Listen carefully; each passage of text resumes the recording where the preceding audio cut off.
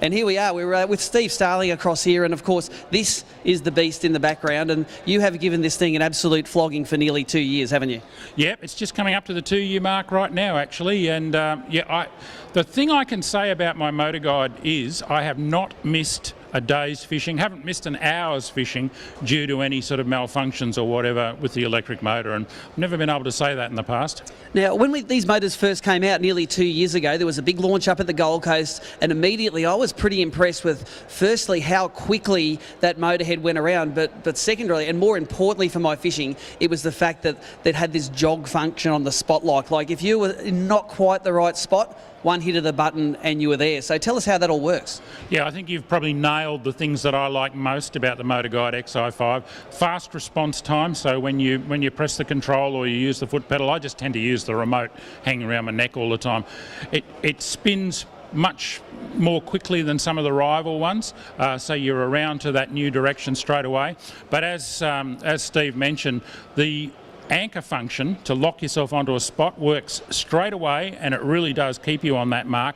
And then it's got that amazing jog function, so you press any of the direction arrows once and you move 1.5 metres or 5 feet on the old scale in that direction and then re-lock up again. So you can imagine if you're working along the face of a weed bed or a drop off or a row of snags, you fish that one, no one home, hit the right hand button, 1.5 metres right, fish that next one. Oyster lease, you can work one tray, one post at a time and then along to the next one.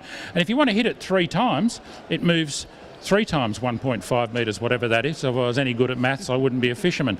But fantastic. And the other thing I like about it, you can store 8 waypoints in there. And I use a little trick.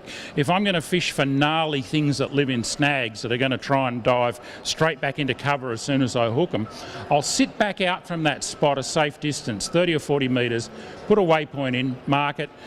It beeps at you to tell you that it's recorded that point. I'll usually call that one number 1.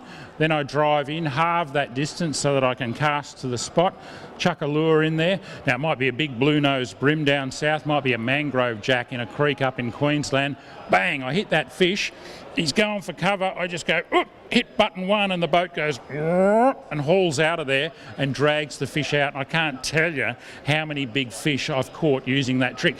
One thing though, you need to tell your boating companion that you're doing it, because MotorGuide decides it's going to get you back to that spot at absolute maximum revs. So there is a chance your mate might end up in the water, but you can come back and get him after you've netted the fish. I think that is only a minor consideration really, because if you have wet mate, fish, what wins every time? Fish.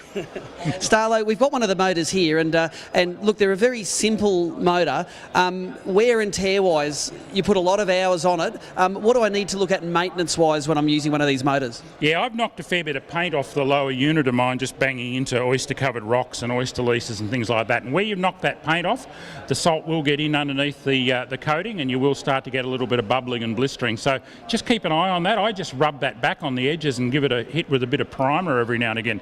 The other thing is, absolutely, whatever electric motor you're running, give it a good wash down in fresh water after you've used it in the salt, and every couple of weeks, give all the moving parts a bit of a squirt with WD-40 or whatever your favourite aerosol lubricant is. That's about it, really. And let's say, life without an electric motor on the front of your boat, how good would it be if you're a lure fisherman without it? Like the old days, remember those?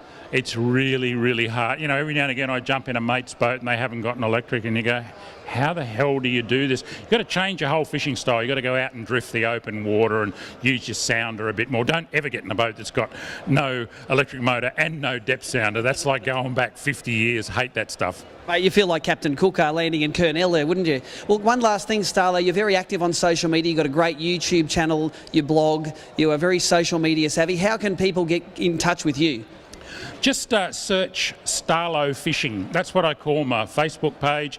It'll also take you to my blog site. If you just search Starlo Fishing, you'll come up with most of those links. StarloFishing.com is my blog site. I'm on Instagram, I'm on YouTube, I'm everywhere. Good. Well, Starlo, you're an absolute champion. Thank you very much for taking us on a guide of that. Starlo might be an absolute champion, but we're going to head back to the main stage. We're going to talk to a world champion now. So